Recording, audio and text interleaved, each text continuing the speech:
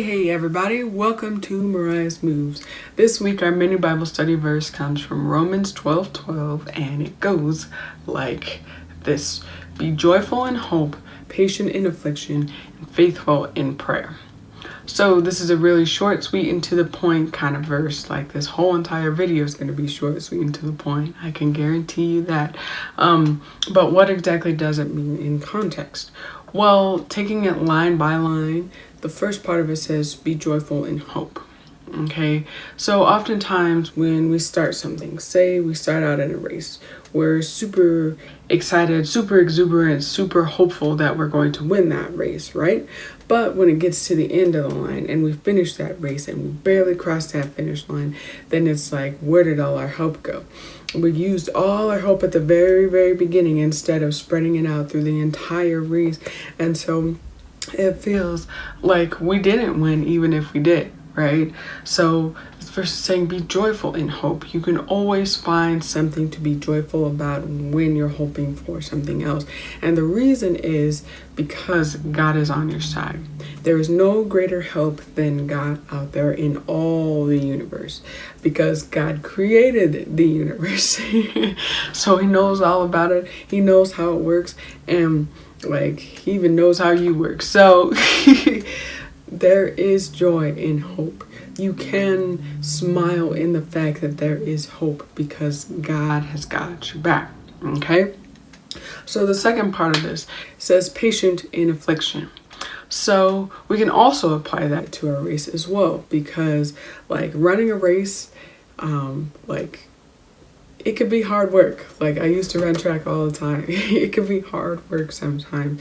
And your muscles are tired, you're breathing hard, your throat is sore, you just want a cup of water, the sun's beating down on you, and all kinds of different afflictions going on in your race. Well, God says to be patient in affliction, because eventually you will get to that end of that race. You will cross that checkered flag. And when you realize how patient that you were, then that affliction is nothing. It's all behind you. It's no more. You don't have to deal with it anymore. And then you can get that ice cold drink of water that you so wanted so badly while you were running, right? So be patient in affliction. Now, sometimes that's easier said than done. Sometimes, you just get to the lowest of the lows and you're at the bottom of the bottom of the bottom of the barrel and you don't know how you're going to get out of this affliction. Well, God's reaching down his hand. You just got to accept God's hand and he'll help pull you out from wherever you're at. Go to God with any and everything. Your goods, your bads, your uglies, your somewheres in betweens. Go to God with it.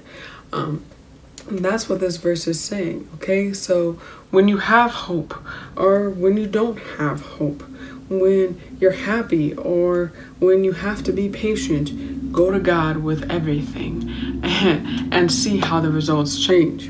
Okay, the final piece of this is to be faithful in prayer. Okay, so we talk about prayer a lot on this channel, and so we're just gonna punctuate that with one final time. It says faithful in prayer. Okay, so praying one day is great, praying another day is great, but when you consistently pray, when you're consistently talking to God, when you're consistently having that discussion with God and going back and forth about things that are going on in your life, then that makes a big, humongous difference.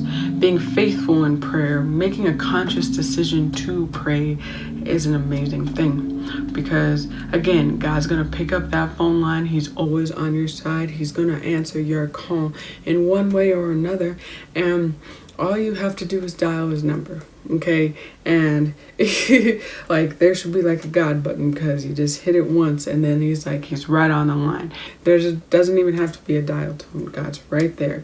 He's always around you. He's always working for you and through you on your behalf, and so you're never alone. Okay, so 3 takeaways for this are: be joyful, be patient, be faithful, be things that God has put in you, and see how different life can be. Okay, so when you have hope, when you have affliction, and when you need prayer, then you can do those things, and you can do them with God by your side, helping you every single step along the way.